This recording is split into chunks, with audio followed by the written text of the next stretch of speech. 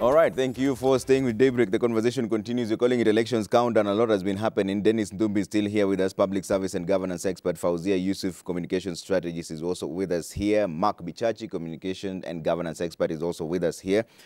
Just a few days on Tuesday, the presidential debate kicks in, but the deputy presidential debate that happened during the week, let's review that and find out who performed well and why, and then they get into the nitty-gritties on how they intend to deal with graft, the issue of wealth declaration, judiciary, campaign financing, legalizing weed, suspending the constitution, and see if we can get through that real quick. But let me start with the general view, and Dennis, I'll start with you. Who carried the day on that deputy presidential debate before just a few days to the presidential debate, according to you? Thank you.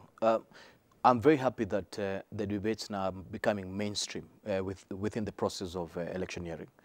And I was worried that the trend of 2017 would take effect in terms of, politicians snobbing the debate. But now at least there's a mainstreaming that this is a critical platform for Kenyans to listen to your view. And it has become the entitlement of Kenyans to listen to you during debates.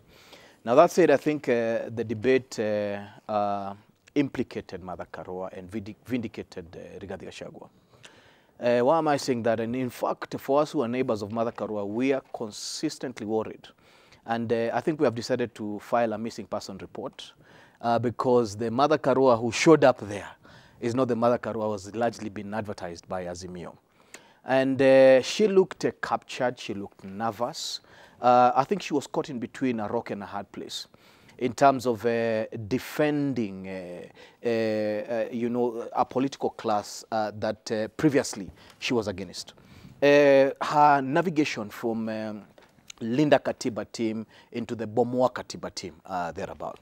And I think strongly her developments lately seem to bring out this personality that is injured, this personality that is of doublespeak, this personality that doesn't believe in exactly what it's articulating. Throughout the campaign season, by the way, we've been seeing a different mother that we don't know.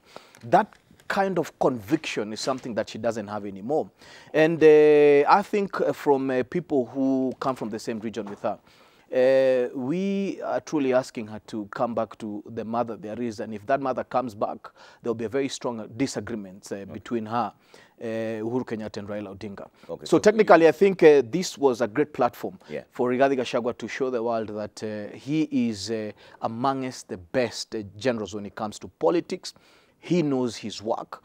His public service record is impeccable beyond any shadow of doubt, that he indeed espouses Chapter 4 of the Constitution, Chapter 13 of the Constitution on Public Service. And thereabout, he stands as one of the best attorneys to represent the hustler nation and indeed their issues. He also stands as a man who bears the marks of persecution by the political class, and that's why he felt convicted to, in fact, even use that platform to perhaps adjudicate the first case of state capture. And he came armed with a record to say, this is exactly what we are talking when we talk about state capture. So I love the debate, and I have to say thank you to the Fourth Estate for doing this thing. And I think sincerely the kind of investment that you put through is extremely important in terms of ensuring that the space is democratized. All right. Mark, who carried the day? For Dennis, it's Rigathi Gachagua. First, if I'm ever in trouble and someone needs to praise me when I've done absolutely nothing, please call my friend Dennis to my horn. Please call Dennis. Why? I'll say the truth. I've always supported him, even when we're on different sides of the political but because for a guy who carried a Mwakenya into a debate. Which Mwakenya? He is the Mwakenya. Gachagua is the Mwakenya. Let Mark finish. Okay, carry on, sorry. Yeah. So here's the thing. Rigathi Gachagua carried a Mwakenya into the debate. He thinks that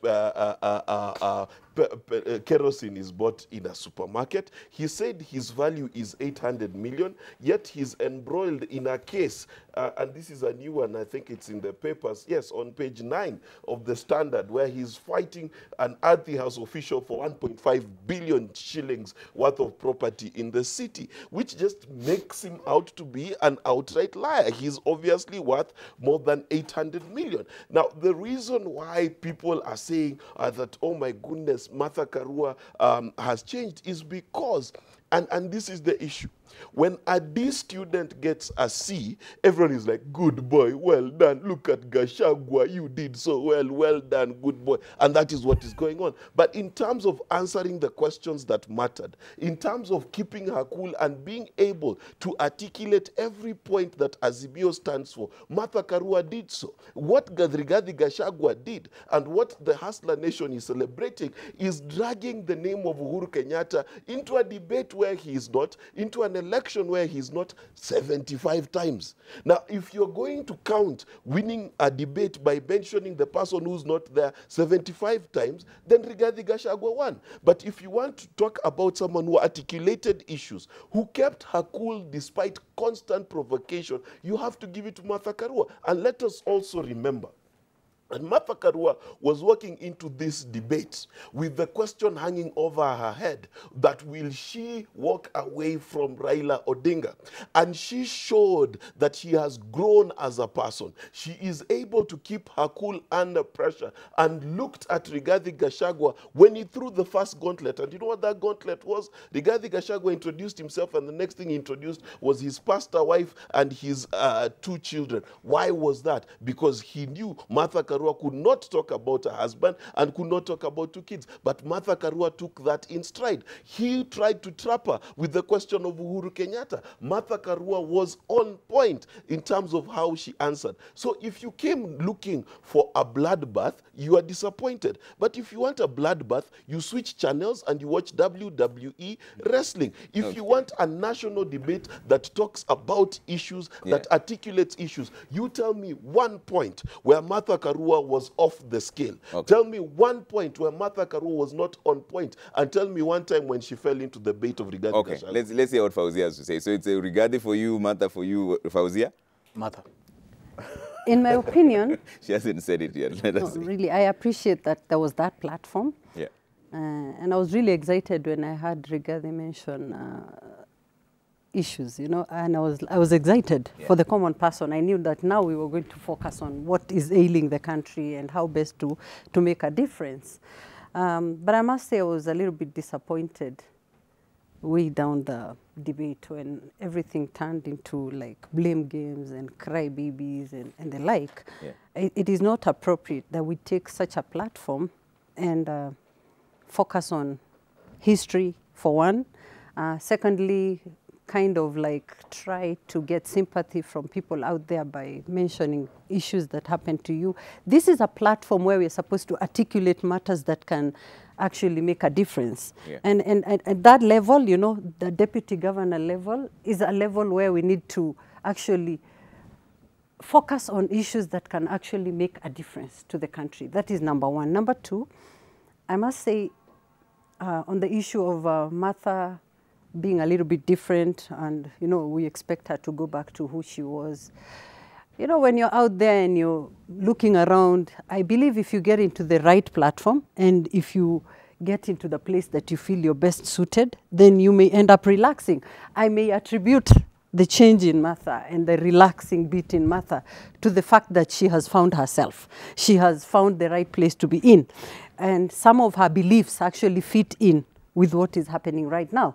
And to her, the focus right now is about, you know, salvaging the country, making a difference, not allowing the wrong power to go to the wrong hands. Yeah. And basically, that's why there's a different Martha Karua. I don't think there's any problem with that. And people change over time, obviously. You know, people mature over time, over things, you know.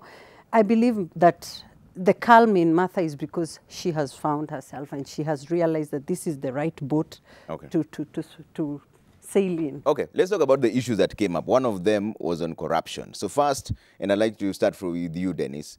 So the team from Kenya Kwanza is talking about having a commission of inquiry to look into state capture. Okay, who was involved at what point and why? The Azimio side is talking about giving it a time frame when it comes to dealing with corruption issues so that it doesn't drag forever in court. But there's also quite a number of things. The Ruto Raila caught up in a zero-sum game. This is part of what the Daily Nation is talking about. As the two front-runners go for each other's jugular and threaten to investigate and jail each other should they win this year's election, a dark cloud hangs over the first days of post-Kenyatta future, just 17 days to the polls. There are those who are wondering, are we seeing a leadership of vendetta or accountability from both sides. Said the land issue has come up, also saying they will bring back the land. The people are saying commission of inquiry. Who has the silver bullet when it comes to dealing with corruption? Yeah, thank you very much, Trevor. I think for clarity purposes and sincerely speaking, Martha Karua was stranded quite strongly.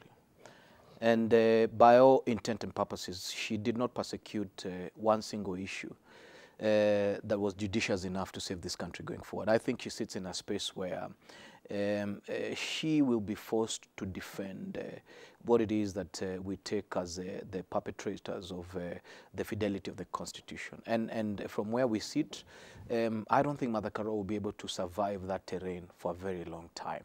And that's the reason why we say that her posture is that of guilt. Talking about matters of corruption, we have done a critical study of the chronology that this country has come from, the history from post-independence all the way to where we are. And Transparency International, which nobody can doubt them in terms of their fidelity to produce doctrines that speak on corruption and the way forward, have detailed the fact that all our years in terms of law reform and impotent anger against corruption, it has bore little fruits. Why? Because corruption has always been perpetrated from the executive level, from the presidential level. When you look at the days of Kenyatta 1, you'll definitely see that corruption was right at the head. When you see the days of Kibaki, in fact, Martha Karua not once or twice called out Githongo as a disgrace to the nation when he presented the Anglo leasing scandal, verbatim, a disgrace to the nation. And she refused to ratify and institutionalize the report that Githongo had. In fact, we're talking about these proposals they made. We are talking about corruption. So we're talking about corruption. Yes. So I'm giving a historical perspective to this. And therefore, we came to the conclusion that the findings by Transparency International, they said the only way to fight corruption is then to face it through the principles of state capture. Yeah. And that's the reason why on page 61, under the pillar of governance that Kenya Kwanza is talking about, we wanted to establish a quasi-judicial public hearing. And a quasi-judicial public hearing is that you have to know that the profile of quasi-judicial public hearings in Kenya have helped us grow quite strongly. The reason why we have the National Land Commission today is because of the Ndongo Land Report. The reason why we have IBC as independent today is because of the Kligra report. The reason why we have NCIC today is because of the Kiplagat Commission thereabout, if you'd like it. So a lot of these commissions have helped us deal with traditional issues that are difficult to deal. What we want is not just a president who will give us political goodwill in terms of fighting corruption. We also want a president who can be fought when he's corrupt. Okay. And that is what state capture presents. The proposals that Kenya Kwanza has put on the table is that we have discovered that there's a perversion of institutions. And state capture, what does? It captures the criminal justice system and repurposes them for personal gain. And what Kenya Kwanza is saying is that, number one of the things we need to do is exorcise the demons in institutions. That perversion is something that we need to take out. Yeah. Strengthen the judiciary, make them not just legally independent, but also financially independent. Okay. Look at the police force. Look at parliament thereabout. Look at every institution that will help us fight graft. Let them stand at par with the president. We want the police force and the criminal justice system to be able to arrest and prosecute a sitting president. Okay. And if we do not realize that, because arguably corruption, the biggest scandals in this country, other than we have institutional corruption, the biggest corruptions in this country have always emanated from the presidency. So Kenya Kwanza sits and stands as the only political divide that has the most articulate process to deal with this demon of corruption. And state capture is beyond looting. Yeah. It's beyond looting. State capture is the historical land issues that we have in this country. Yeah. The poverty levels that we have in this country at the end of the day. A health system that only works for the rich, thereabout. The class divide that we have in this country. all of it is essentially what we call state capture. The creation of an elite that captured our independence and mutilated our post-independent constitution for 35 times to create the imperial presidency is what we are calling state capture and many others. Okay. So William Ruto, not only has he said, I will be subject to the instruments of state capture, he has also said, we will give you political goodwill and independence of institution. And I think really that's the way to go, Trevor. And Rigathi Gachagua brought that judiciously. He even came armed with evidence. Nobody else prosecuted him as well as he. As others were discussing marijuana and many other things which we have, you know, the truth is Rigathi Gachagua stood as a man who represented Kenyans in the most judicious ways that we have never seen. All right, Mark, who has the silver bullet to this? And are we seeing, do we have the solutions to deal with corruption based on what you had? Do we need more policies, or is it just about goodwill? The same Transparency International has said over and over again that Kenya has sufficient laws to fight corruption. Number two is Kenya has the police service, the Office of the Director of Public Prosecution, the Ethics and Integrity Commission, and all of those things. Now, we know for a fact that UDA, in its entire manifesto, does not mention the fight against corruption. Instead, it's created something called the state capture, which is an imagination that, in fact, Dennis has put it very well, that the most corrupt people that we have in this country are presidents. Now, before Uhuru Kenyatta was president, he was a minister, he was in charge of, once upon a time, the official opposition, and he was a deputy prime minister. Throughout that time, how many cases of corruption were brought against him? Vis-a-vis, look at one William Ruto, and I would simply then refer to the newspaper today because they're working very hard to make my points for me. If you look at page 4 of the Standard, it said Ruto does not have answer to hunger when 2008 maize scam still lingers. And Martha Karua made this point very clearly that if you want to know about fertilizer, if you want to know about the maize scandal, then you've got to look at no one other than William Ruto, because he presided over a ministry at the time where maize was an issue and was even taken to court about these matters. Why do I bring this into the fore? Martha Karua kept insisting and asking one point, and one point that I would like to emphasize here. Do you know the track record of the person you're voting for? Now, let me give you a very public statement made by Rigathi Gachagua, who today Dennis Thumbi is praising beyond measure. He said that when he gets into office, his priority would to make sure that his finances are released so that he can build a house and do mchele. Now, let me tell you, in which universe do you imagine that someone with assets who are frozen, whose assets are frozen, will go into the office and the first part of business is to fight corruption? Which morning will Rigathi Gachagua ever wake up and say, today is a fine day to fight corruption? It is impossible. And this is the problem. The issue here is not who is what the promises are. It is who is making the promise. And the Kenyan people have to ask themselves, if Martha Karua, after 30 odd years of being in office, has 150 million shillings worth of cash, assets, and everything she has to her name, you want to tell me you want to compare with someone who has between 805 billion and 12.5 billion, depending on who you ask, and you want to compare those two people in terms of their credentials to fight corruption? It is not a competition. The issue here, my friend, we've had many task forces, many reports. The issue about fighting corruption in this country is about who is fighting corruption. And as far as I'm concerned, if I was, let me finish, if I was going to stake my bread and my butter on whose has safe hands between Rigathi Gachagua and Martha Karua, my friend, I will close my eyes, jump out of a helicopter because her hands are holding out, and I will not even try to put one chicken in the hands of this hustler nation. Okay, well, I'll come back to you, Dennis. Let's hear from Fauzia first, then come to you. Yeah. So I cannot put a lot of judgment on the the two initial debaters because we really don't know much about them. But the best way to judge people is based on their past, you know, and how far they've come, what they have on the table.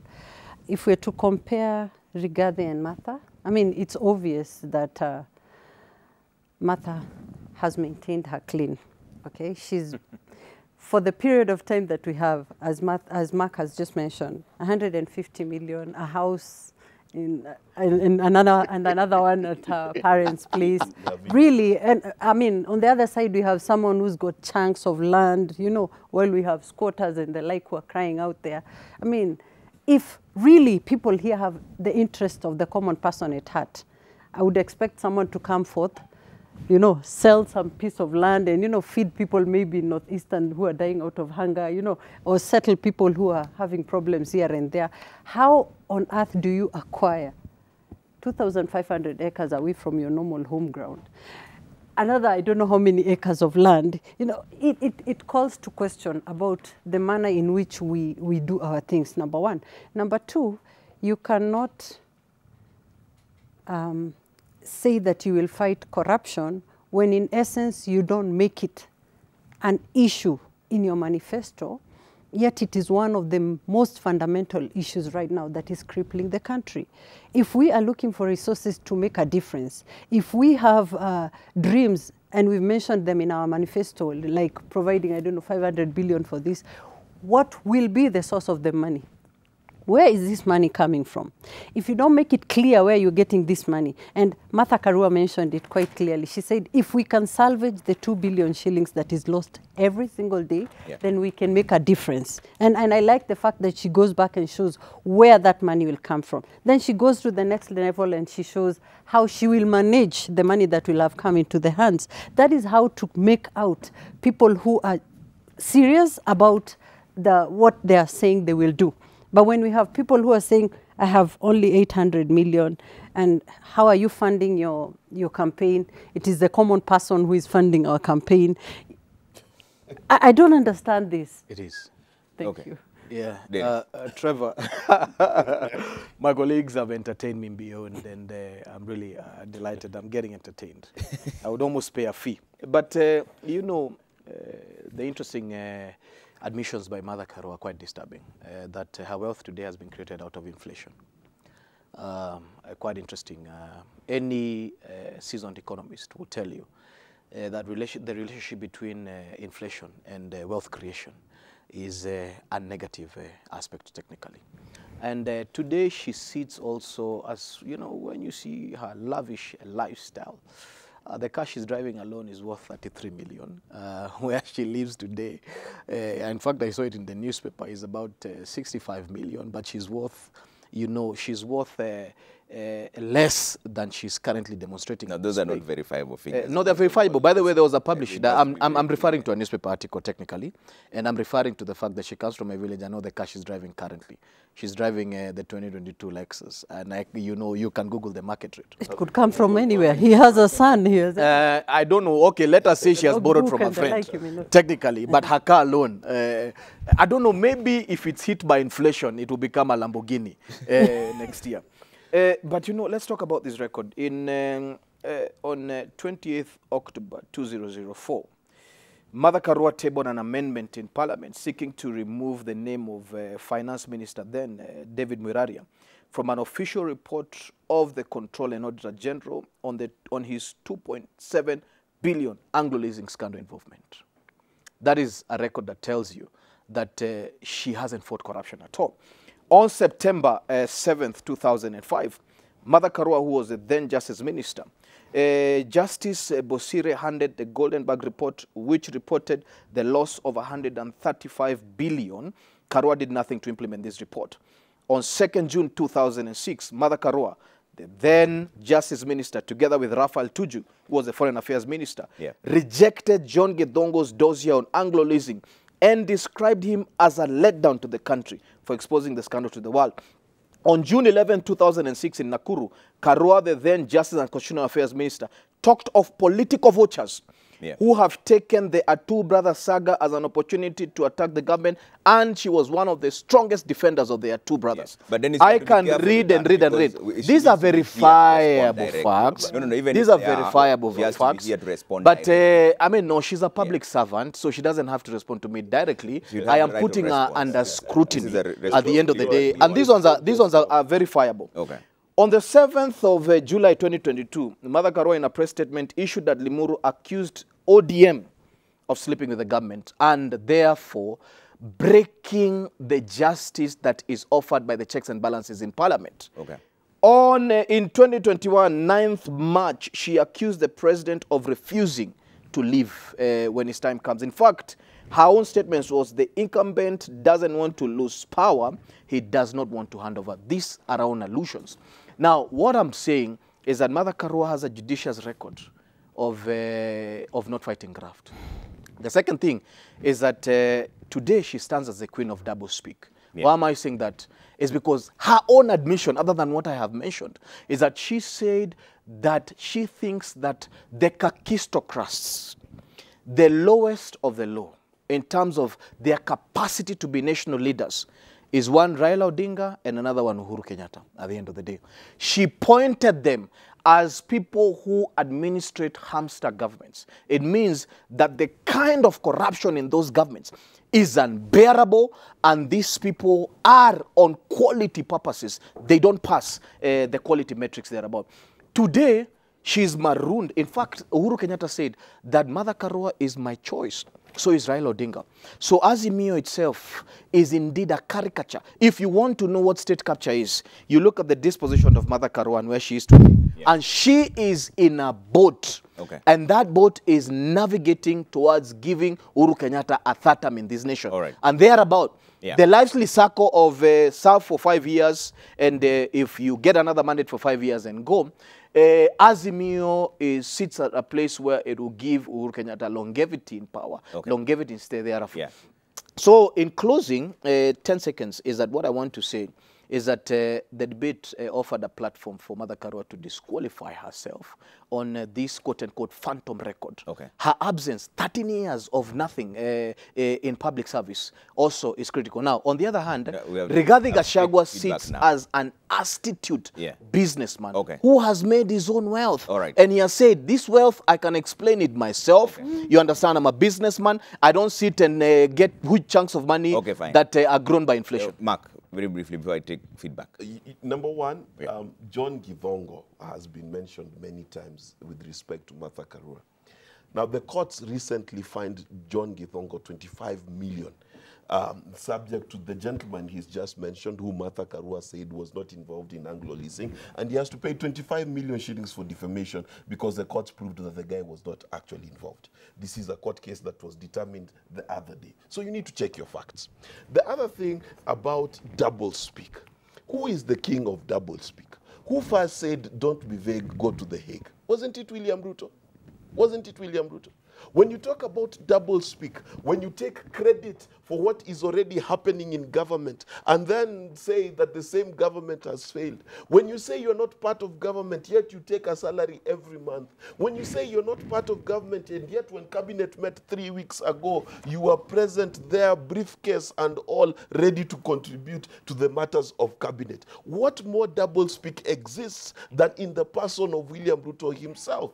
And when you say that Martha Karua has not served the people of Kenya in the last 13 years, I dare you to prove me otherwise when I say that Martha Karua has been part of the Katiba Institute, has fought for the protection of the rights of our constitution, has done so even in the face of the person who is now her captain. And what has she said about it? She has said that she continues to stand on principle. And what has she said? She said quite, you know, when Rigathi Gachagua was asked whether they will disagree with the deputy president, his answer was basically, we are in love, this would never happen. What did Martha Karua say? She said that I will disagree, but I will do so respectfully. What does that tell you? That she's a woman who's not changed. And this is the fact of life. There are times where Dennis and I have agreed. There are times where Dennis and I disagree. How that disagreement happens is how life is supposed to move forward.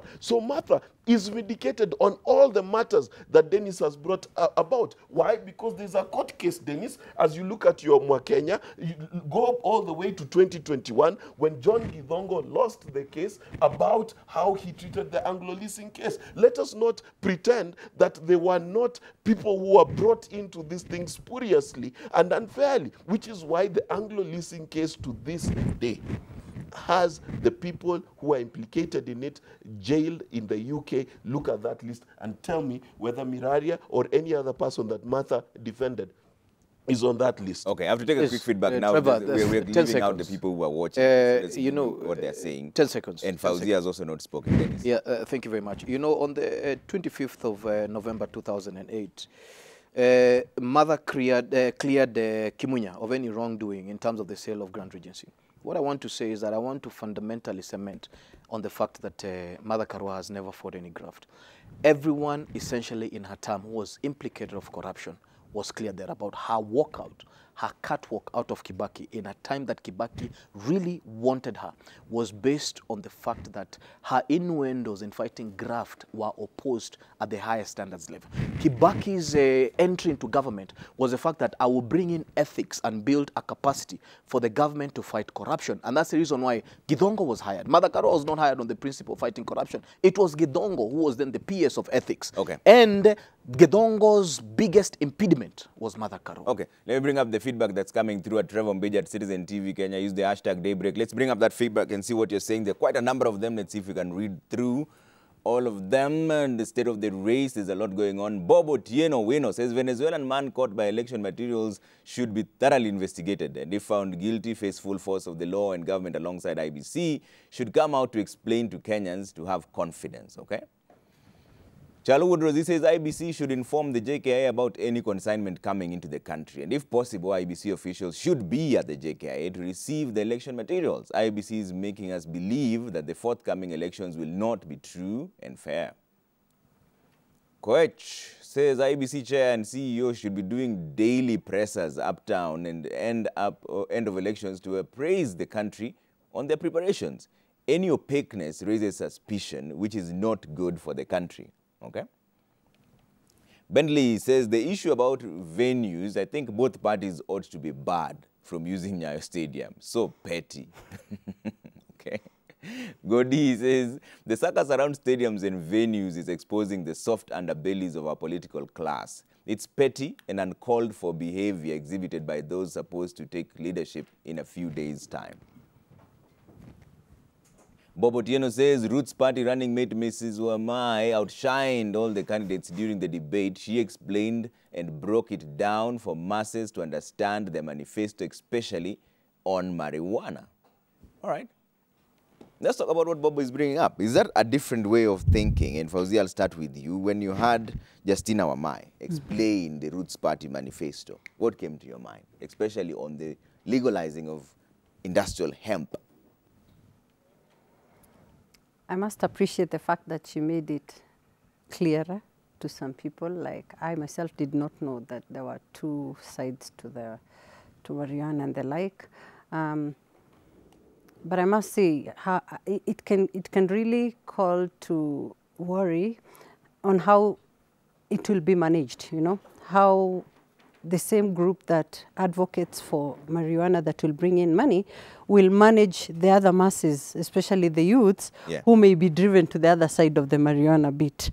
So basically, that's what I can say. Okay. And as we wind up on this conversation, the presidential debate is coming up on Tuesday. What is significant and of importance to you? What would you want them to address? I would want them to address the issues that are ailing the country at the moment, you know, how we can improve our economy, how we can, you know, add value to our industries and, you know, companies and the like, so that we can give more employment to the youths and the common person, how we can improve our education, how we can translate the education system that we have to fit in with the market demand and ensure that the youths that come from school actually get jobs. And I would expect bigger things.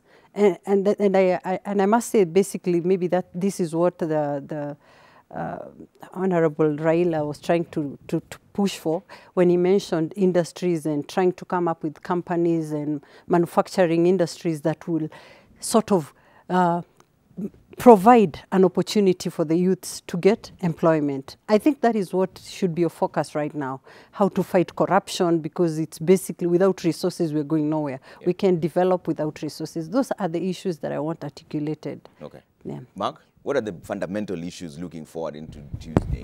And also we can speak about Justina Wamai and how she performed in the Tier 1 debate. And also Ruth Mutua of the Agano Party. Ruth Mutua who? Of the Agano Party. That's what I mean, that she was classically overshadowed by Ruth Wamai, and unfortunately, or fortunately for Ms. Wamai.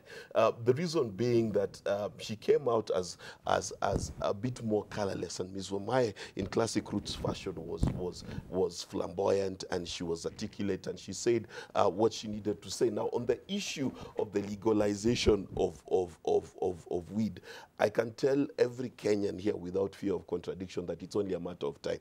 The effects and the benefits of weed have been detailed so far, and it is only for religious reasons that you would say no. And even for religious reasons, you'd be hard-pressed to say whether between weed and alcohol, which is worse, and alcohol is legal in our country. That said, the debate for me, the presidential debate, for me will be a question of answering two critical issues. Critical issue number one is who in Jesus' name is a hustler. At what point does your struggle define you as a hustler, and at what point do you become a dynasty? That is very important. Number two is the question of bottom-up economics versus a social economic model, a social market economic model. Which one will work? What exactly is bottom up, and what exactly is 6,000 bob going down to mashinani, to the people who need it most? How is that going to work? Because that's going to be the crux of the matter. Will the 6,000 bob enable people to be able to buy the things they need and enhance the economy, or will the 10 people coming together who are hustlers, who need to be defined, when they come together, will this be the way we change our economy? That, for me, is the biggest answer that needs to be given. Dennis, what do you want answered in the presidential debate on Tuesday? I think one of the most critical things that we want answered is that we really want issues discussed. That's where we sit, because as Kenya Kwanza, we have articulated our issues, and they sit within the plan. And those issues are known today. And that's the reason why I think largely, when you look at it, the plan by Kenya Kwanza has largely been nationalized. The bottom-up economic model is what brought into the institutionalization that these elections are about the economy, the socio-economic advancement of the Kenyan. The second thing now that Kenya Kwanza has managed to mainstream is the fight against corruption, and that is the state capture. So two discussions are integral. The third one that is creeping by far, that has overshadowed the Azimio manifesto, is not known. We don't even know. One of the things that we know is Raila's record in the last 5 years to crash the economy. And of course, Wajakoya stands as somebody who is much more educated than Raila by far. The credentials of Raila are known largely. But essentially, I think when you talk about hemp and marijuana, whatever it is, there's a decrease in terms of farming in the US. There are many issues that overshadow that. There's multiple of regulations and legislations, including what it is that we call overdumping. The US today is struggling with too much hemp that is finding nowhere to go technically. So that solution indeed is something that maybe we, from an industrial perspective, maybe we need to look at it on the long term. Yeah. But the clear solution of a nation that is struggling with the cost of living, a nation that is receiving unga rations from Uhuru and Raila Odinga, is indeed the bottom-up economic model, where William Ruto has said critically that there's a plan on agriculture.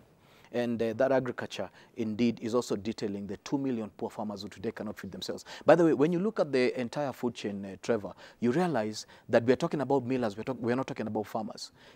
From January 2021, a bag of flour, 50 kg, shot all the way from 2,600 to a few months after that to about 6,900 today. And even that 6,900, if you want to buy as a miller, you're not going to get it. You have to import by top dollar. So my ugali today, I earn my living via Kenya shillings. but I have to buy it by dollar. But even if I buy it by dollar, it is Uhuru has to decide whether I eat or not. And Ruto has a clear plan. And what is that clear plan? Number one, inject money to the bottom of the pyramid to save the economy. It's a clear stimulus plan that the plan indicates one solution after another.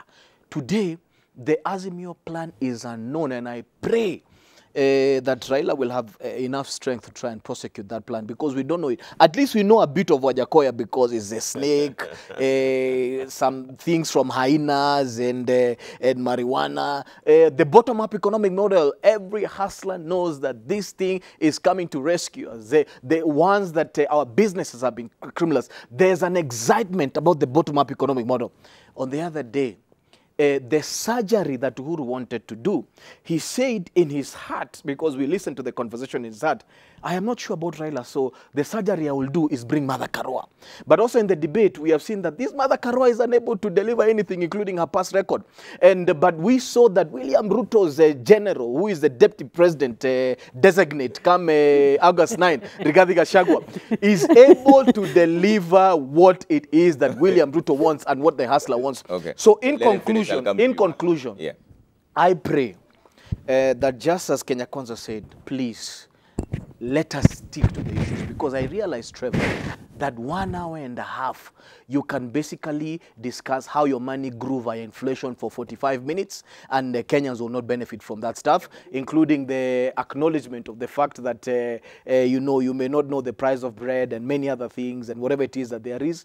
So let us stick to the issues. And I pray that Kenyans want to know, look, how do you plan to resolve the fact that I am dependent on state house rations? Okay. And the fact that I am unable to take my kids to school, the fact that there are hospitals that I may not be able to access, the fact that I, as a father, I am indignified and I'm unable to deliver this bread. So those are the kind of issues that I want to do. In conclusion, the debate is moderated by the top of the cream in journalism. And therefore, the conversation that we have been talking about media bias is that also the journalism is at stake. I think they need to define themselves as completely unbiased. Okay. And this sits as a platform that Kenyans need to know that this is a redemption of the media. Yes. 30 seconds. Number one, 30 seconds, the please. issue of inflation is very clear to explain. Yeah. When you buy a piece of land at 200,000 in 2019, and today it becomes 500,000, that is inflation. And there is positive attributes to inflation, and there's negative attributes to inflation. So my good friend needs to update himself on that. Secondly, that is I would love to see his application form for him to be able to eat today lunch from State House, because that is an extension, an overextension of what it means to manage an economy of the country. First, Kenya is not an island. The whole world is going through inflation and supply chain issues. How the government is responding to it without our economic crashing is actually something we should commend our government for. How it's been able to balance that act between from COVID to date is actually a miracle. If you want to prove me wrong, look at the UK, the Prime Minister has had to resign. Look at Sri Lanka, the President has and the Prime Minister have had to go. Look at Venezuela, look at all these countries and ask yourself, what is Kenya doing right? Then ask yourself, can Kenya, in the state where it is,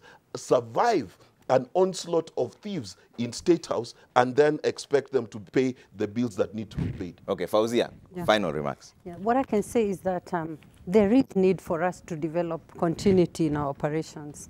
And I think what the Honorable Raila Amolo Odinga is doing is trying to attain the Vision 2030. When we have a dream and set a strategy towards it, and then set operationalizations towards attaining that particular strategy, then it becomes easier to manage our resources. There is no need of duplication of efforts and misuse of resources, so that we start a project, drop it and go to another one, and so on and so forth. So I believe that this particular method that is embracing of continuity from what had been done initially and making use of the foundations that had been set is quite critical, especially now that we are struggling with constrained resources. Okay. That is fundamental. And I wish this can also be duplicated in the county governments where we have projects that have been started by the previous governors. Instead of starting new ones and, leaving the ones that had already been started, that means misuse of resources. And I think at this point in time, we also need to come up with systems that can be used to manage and, monitor how projects that have already been started can actually be followed up for the common man to actually achieve what they wanted from the beginning. All right, that's where we leave it for now. Mark Trevor. Chachi, Comms and Governance Expert. I've run out of time, Okay. Dennis Dumbi, Public Service and Governance Expert. Fauzia Yusuf, Communication Strategist. Thank you so much for making time this morning. That's why we take a break now. Coming up next is DJ Mickey. All right, bye for now. And have a great weekend ahead. Congratulations. Trevor, I needed 5 seconds. Yeah. You had all the time. Which all the time?